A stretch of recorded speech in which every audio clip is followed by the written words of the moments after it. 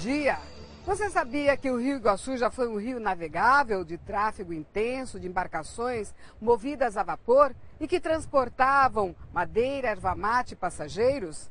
O Meu Paraná de hoje convida você a conhecer um pouco do passado deste rio, que encanta os historiadores e ricos personagens que ajudam a contar como era a vida às margens deste grande rio.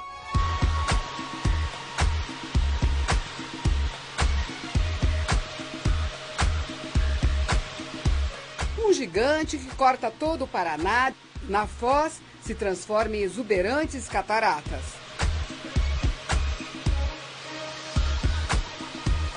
É o Iguaçu, maior rio do estado, com pouco mais de 1.300 quilômetros de extensão. A nascente, aos pés da Serra do Mar, tem águas cristalinas.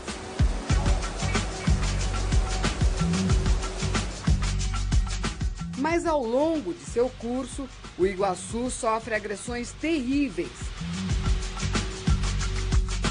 Na região metropolitana de Curitiba, o gigante agoniza em meio a toneladas de lixo e esgoto urbanos despejados impiedosamente. Mais adiante, mostra sinais de resistência. Mal dá para acreditar que quilômetros à frente, o imenso rio, de certa forma, renasce, recupera a força da correnteza.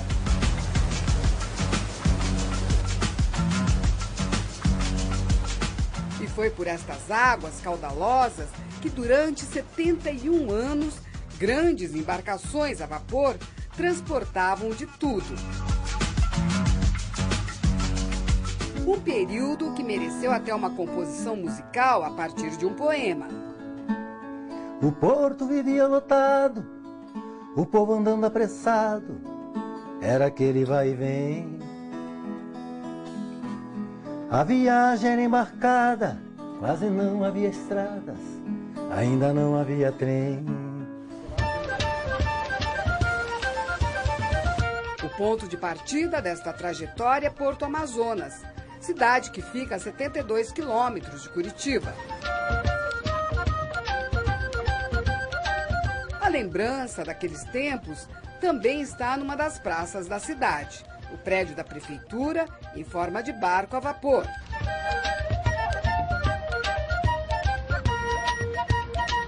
O professor Arnoldo Barro, um estudioso da história paranaense, pesquisou os transportes no Paraná e já escreveu livros sobre o assunto: os carroções, os vapores, os trens. Essa história começou em 1882. O Paraná, a região sul do Paraná, foi uma região muito rica em erva mate. Até então, essa riqueza era explorada de uma forma deficitária. Na época, a grande dificuldade era escoar a produção de erva mate. Só os carroções não davam conta. Por ser a erva mate uma mercadoria volumosa, o governo incentivou o início da navegação. A navegação a vapor trouxe desenvolvimento para a região. Comunidades foram surgindo e portos se instalando às margens do rio. Porto Amazonas, São Mateus, União da Vitória, todas essas cidades nasceram por conta da navegação. Para ser levada até Curitiba, a erva mate, principal matéria-prima dos engenhos de beneficiamento, era colocada em barricas. Cada produtor tinha um selo próprio de identificação. O professor tem guardados alguns originais desses selos. Toda essa mercadoria, a erva mate, era trazida de União da Vitória, erva mate e madeira. Era trazida até Porto Amazonas, embarcava no trem e seguia para Curitiba, que é onde estavam os grandes engenhos de erva mate. O trecho navegável era de 360 quilômetros, de Porto Amazonas à União da Vitória. À medida em que os vilarejos surgiam, vinha também a necessidade de transportar pessoas. Os grandes vapores passaram a transportar passageiros. Então, esses vapores que até então eram utilizados para carga, eles passaram a ter um segundo andar. E o segundo andar foi transformado em camarotes. Para acomodar os passageiros. Os passageiros. E ao longo desses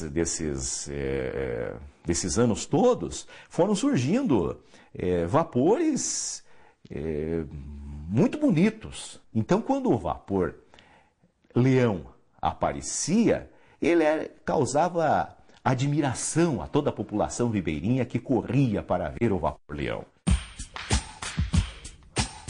Em Palmeira, onde mora, o professor reconstituiu em seu sítio, aberto à visitação, alguns ambientes que ajudam a contar a história da sociedade civil.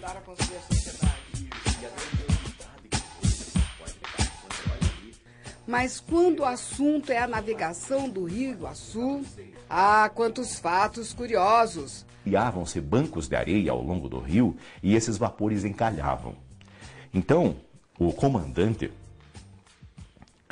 convocava a tripulação, não importava se era verão ou se era inverno, se era dia ou se era noite, para que descesse do vapor e, com grandes pranchas, fazendo um sistema de alça-prema, os marujos iam impulsionando o vapor para desencalhar. O poema Saudade, de Jandir Bianco, com música de Daio Santos, resume o que era a movimentação no rio. Tantas lanchas e vapores que transportavam valores sem qualquer dificuldade. Os portos movimentados transformaram povoados, hoje são grandes cidades. A seguir, a história de um homem que construiu um barco só para navegar no Rio Iguaçu.